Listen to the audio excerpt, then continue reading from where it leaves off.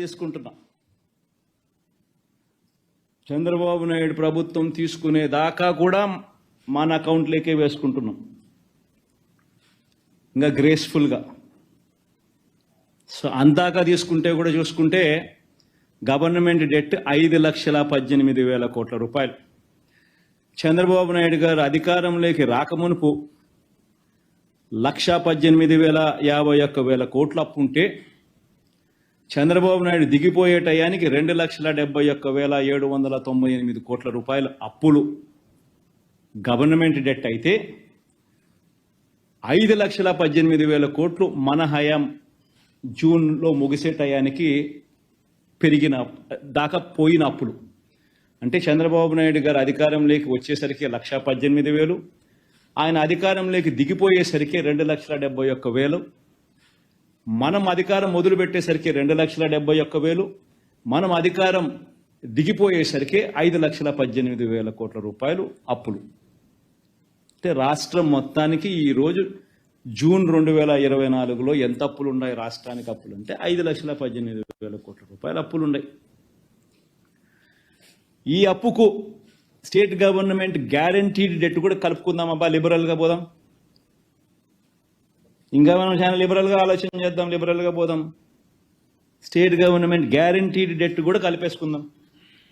State government guaranteed debt కూడా కలుపుకుంటే, అంటే ఈ సివిల్ సప్లైస్ కార్పొరేషన్లకు ఇటువంటి వాటికి అన్నిటికీ కూడా గవర్నమెంట్ గ్యారంటీ ద్వారా అప్పులు తెచ్చుకుంటే, అటువంటివన్నీ కూడా కలుపుకుంటే చంద్రబాబు నాయుడు గారు అధికారంలోకి రాకమునుపు ఆయన హయాంలో స్టార్ట్ అయ్యేసరికి 5,744 కోట్లుంటే, ఆయన హయాం ముగిసే టయానికల్లా అవి కాస్త 50,000 కోట్లకు ఎగబాకుతే, మన హయాం స్టార్ట్ అయ్యే టయానికి 50,000 కోట్ల రూపాయలుతో మొదలెడితే, మన హయాం ముగిసేసరికి అటువంటి అప్పులు 1,06,000 కోట్లకు ఎగబాకాయి. రాష్ట్రంలో ఇవాళ అటువంటి అప్పులు కూడా కలుపుకుంటే మరో 1,06,000 కోట్ల రూపాయలు కనిపిస్తూ ఉన్నాయి. పోనీ ఇంకా లిబరల్గా పోదాం, గవర్నమెంట్ గ్యారంటీ లేనేటివి కూడా కలుపుకుందాం. గవర్నమెంట్ పరంగా పవర్ జనరేటర్స్ లాంటి వాళ్లకు పేయబుల్స్ కూడా లెక్కేసుకుందాం. అవి కూడా లెక్కేసుకుంటే debt in the books of power sector corporations Chandrababu Naidu garu అధికారంలోకి రాకమునుపు 26,000 కోట్ల రూపాయలు ఉంటే, ఆయన అధికారం ముగిసేసరికి ఆ పబ్లిక్ సెక్టర్ అండర్టేకింగ్స్లో ఆ కార్పొరేషన్స్, పవర్ సెక్టర్ కార్పొరేషన్స్లో 64,674 కోట్ల రూపాయలకు అప్పులు ఎగబాకే. పవర్ డ్యూస్, పవర్ జనరేటర్స్ కానీ కట్టాల్సిన బకాయిలు మరో 21,000. Power sector liabilities, aggregate debt and payables ఎంత అని చూసుకుంటే 86,215 కోట్ల రూపాయలు. అంటే 29,000 కోట్ల రూపాయలు ఆయన హయాంలో మొదలు కాకమునుపు ఉంటే, ఆయన హయాం ముగిసేసరికి ఇటువంటి లయబిలిటీస్ కూడా 86,215 కోట్లకు ఎగబాకే. మన హయాంలో వచ్చేసరికి 86,215 కోట్లతో స్టార్ట్ చేసి 1,23,000 కోట్ల రూపాయలకు ఇప్పుడు మన హయాం ముగిసేసరికి రాష్ట్రానికి సంబంధించిన అటువంటి అప్పులు ఉన్నాయి.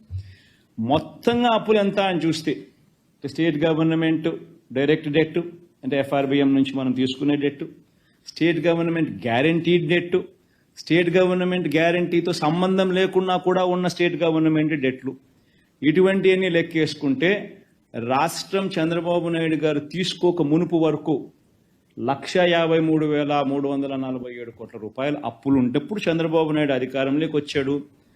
అది కాస్త చంద్రబాబు నాయుడు గారు అధికారంలోకి దిగిపోయేసరికి 4,08,000 కోట్ల రూపాయలకు ఎగబాకింది.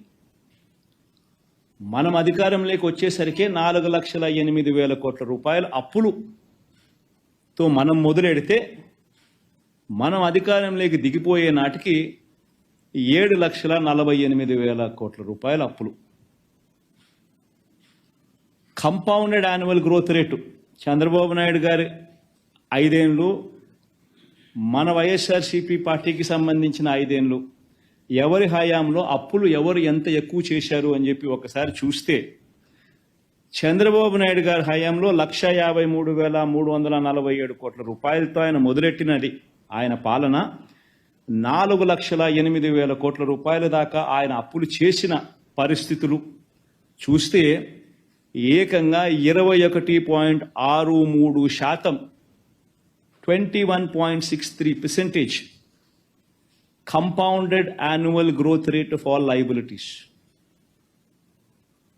మన హయాంలో 4,08,170 కోట్ల రూపాయలతో మొదలెడితే 7,48,000 కోట్ల రూపాయలకు ఇప్పుడు ఉన్న పరిస్థితులను లెక్కేసుకుంటే compounded annual growth rate of liabilities ఎంత అంటే 12.90% మాత్రమే.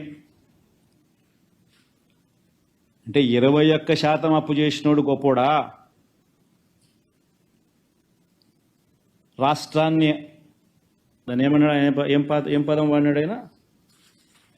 రాష్ట్రాన్ని ఆర్థిక ధ్వంసం 21.63% compounded annual growth rate of debt చేసినవాడు ఆర్థిక ధ్వంసం చేసినవాడా? మనము కేవలం 12.9%, అన్నీ కలిపినా కూడా, అన్ని రకాల డెట్స్ కలిపిన మనం ఆర్థికంగా ధ్వంసం చేసిన వాళ్ళమా? అందరూ కూడా ఈ పాయింట్ గమనించాల్సిన అవసరం ఉంది. మరి ఎక్కడ 14 లక్షల కోట్లను అబద్ధాలు చెప్పడం ధర్మమేనా? గవర్నర్ ప్రసంగంలో 10 లక్షల కోట్లు అని చెప్పించడం ధర్మమేనా? ఉన్నవి అన్ని రకాల అప్పులు కూడా లెక్కేసుకున్నా కూడా, including payables to power generators, అటువంటివి కూడా కలుపు